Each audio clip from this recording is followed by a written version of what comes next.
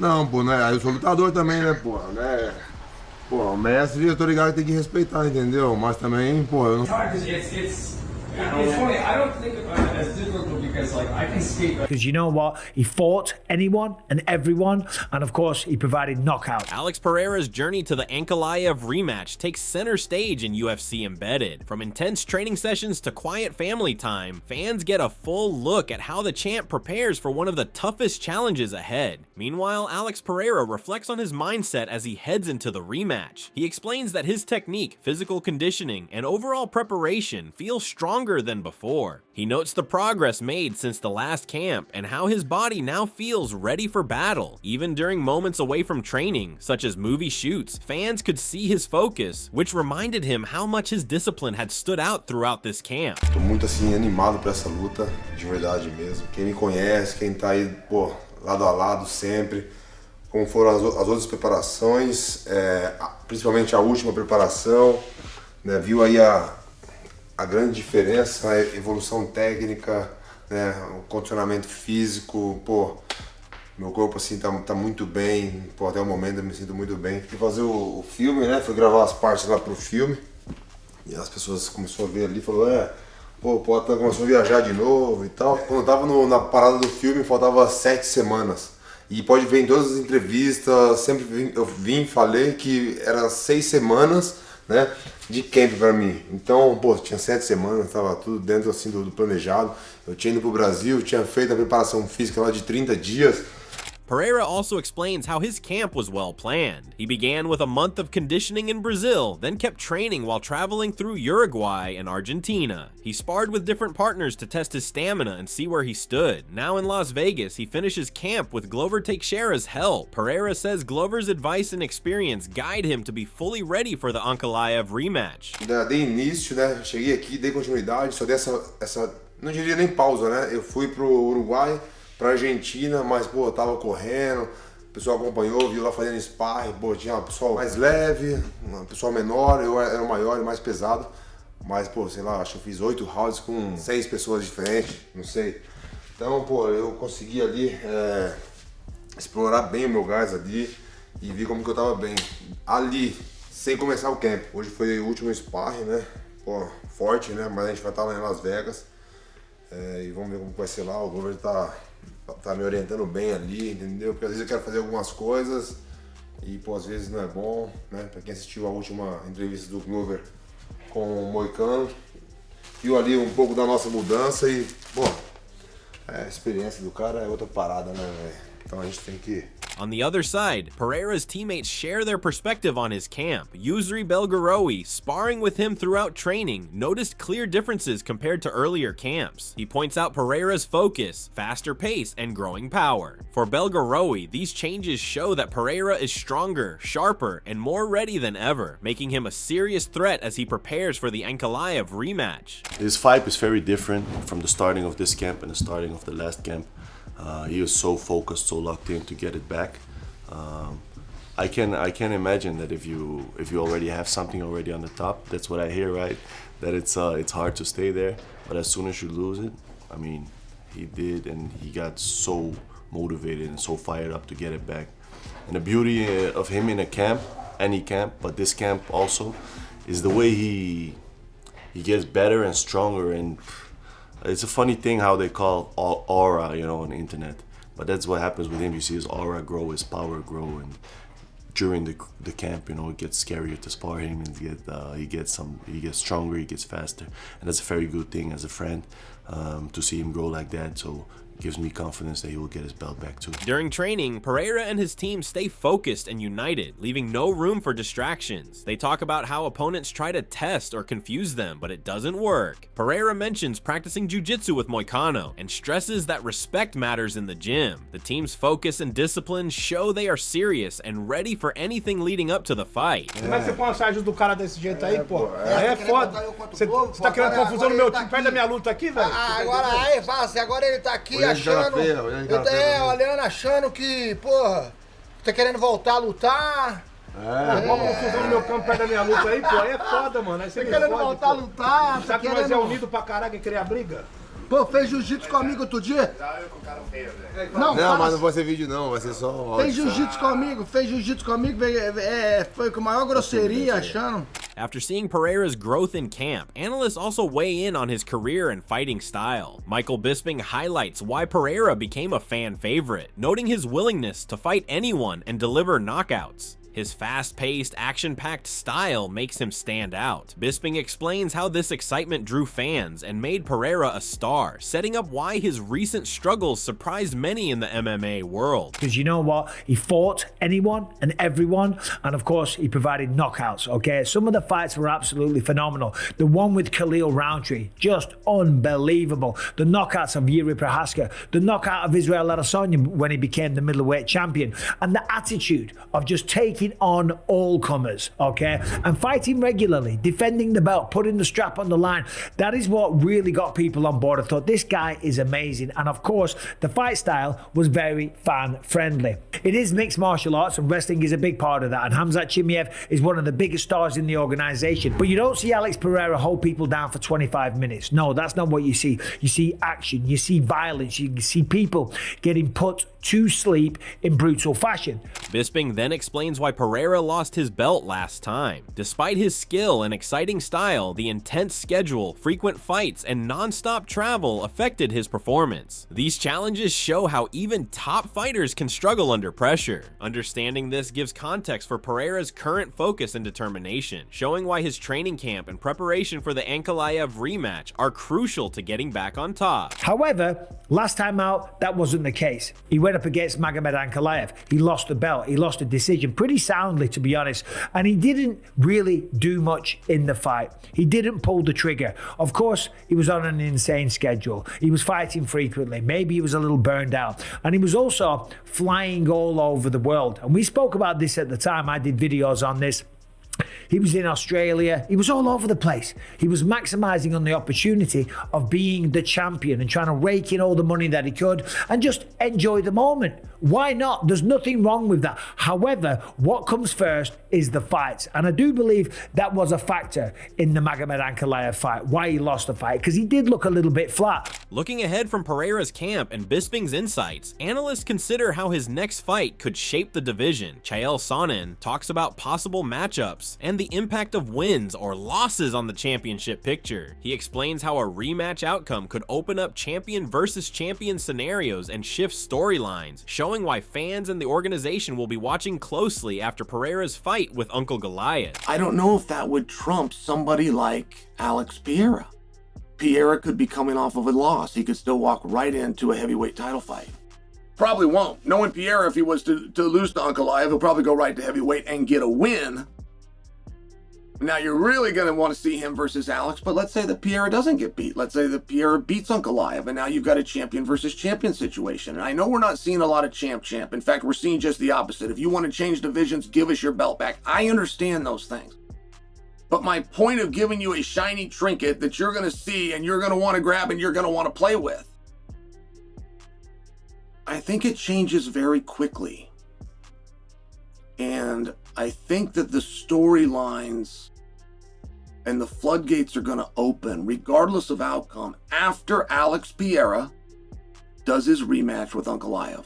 Building on that, Pereira's impact beyond just his rematch. Sonnen talks about his role in the division. He explains that even without Uncle, Pereira has cleared the competition, while other fighters like Prohaska are next for title opportunities. Moving to heavyweight adds more excitement and possibilities. Sonnen emphasizes that Pereira's career continues to shape matchups and storylines, keeping fans and the organization engaged in what comes next. I don't think it's just because everybody is dismissing Alex's chances with Ankalaev. I think we all get how great Ankalaev is and how great Alex is. We just understand that absent of Ankalaev, Pereira has completely cleared out the division. In fact, it is very clearly that the guy that should be fighting for the title next is named Prohaska, and Prohaska has fought Alex not once but twice already.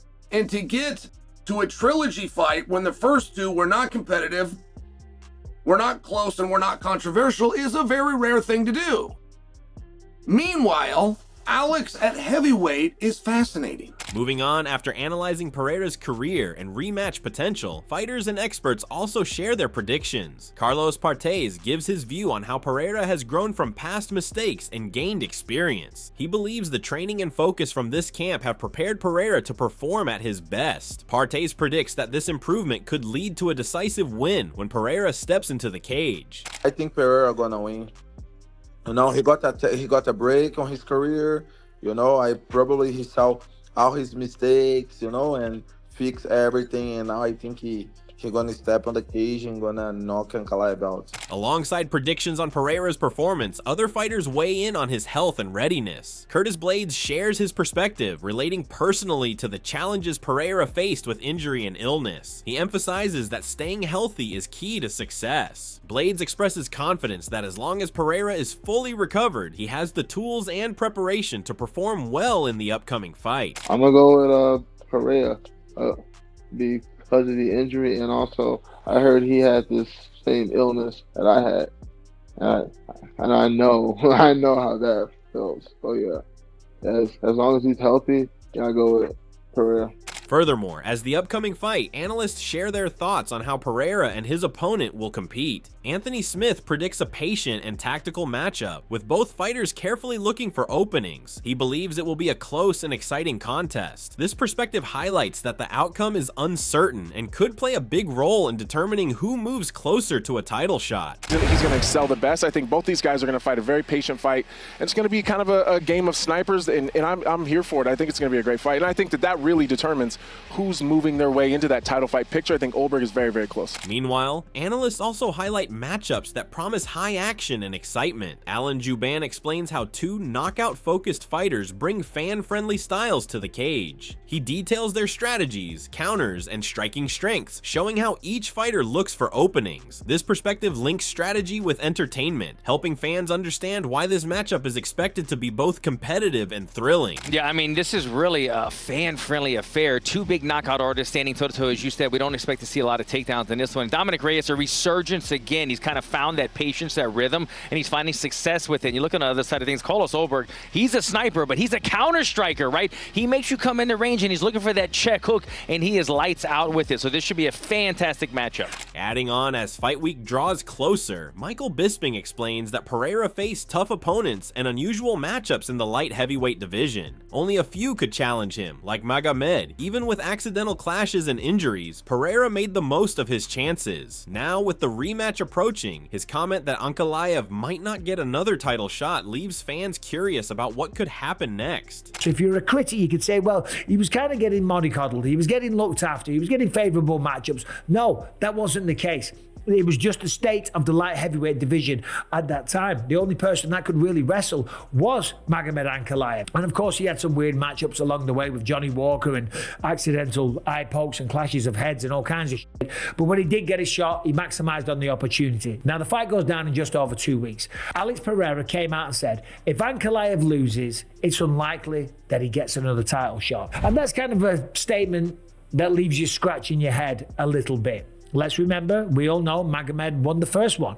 If Pereira wins the second one... Bisping outlines possible outcomes of the rematch. If Pereira dominates, he might skip a third fight. If it's close or goes to a decision, a rubber match is certain. He also highlights the rivalry and trash talk between the camps. This fight isn't just about skill, it's personal, and how Pereira performs will shape the next steps in the light heavyweight title picture. Well, of course, you do a rubber match. You do the third one. You settle it once and for all.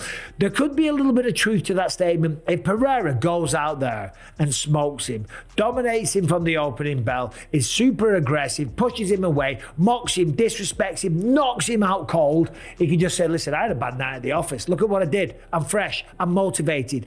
I am not taking things for granted. I just destroyed him and made it look easy. If he was to do that, then yeah, okay, maybe there wouldn't be a third match. But if the fight is competitive and if the fight goes to a decision, then 1,000,000% they have to do a rubber match. Of course, Ankalaev came out, and he's not shy of tweeting, or his manager, Ali Abdelaziz, whichever way around it is, he said, yeah, you're right. I'm not going to have any say in it because you're going to be sleeping and on your way to the tire shop again. Of course, these two don't like each other. Furthermore, Chael Sonnen talks about how unusual this fight setup is. Normally, the challenger shows full effort and commitment, but Pereira didn't publicly push for it. Ankalaev, however, clearly wants this fight and feels he didn't get the credit he deserved. His focus and determination show he is ready to take on Pereira and prove he can be the champion without any doubts. Big Unk has been calling out Pierre, which it just doesn't usually work that way. And there was so little interest from Pereira's side, at least publicly, that I wasn't sure they were going to do that. I can't remember a time in history. I mean, I'll go as far as that. I don't know a time in history when a fight got made and the challenger didn't ask for it. When the challenger wasn't into it, where the challenger wasn't letting it be known that I'm putting my entire life on hold, nothing matters, complete sacrifice so I can beat this man. I don't remember that ever. Big Unk's been wanting this. And one of the reasons that surprised me is for Big Unk to be of that mindset. Sonnen continues, pointing out Ankalaev's skills and past victories. He says doubts only happen if there's an unusual problem like an injury or early stoppage, not because Ankalaev isn't capable. Some fans may question Pereira's streak, but Ankalaev has proven he can match his style. This rematch will show who truly deserves the belt and remove any questions about the championship. It means he didn't get his due. He didn't get his credit. People questioned him. Hey, that was a fluke. That's another thing that I don't believe happened here. It was just the opposite, in fact. It was very clear. Ankalaev has the style, has the matchup, went out, proved it, has the abilities to be the champion of the world of the weight class and defeat Alex Pereira. There was no room for question. Question comes in when a guy throws a kick and he breaks his own leg. We got to stop the fight. Question comes in when there's an early stoppage. Question comes in if you knock a guy out.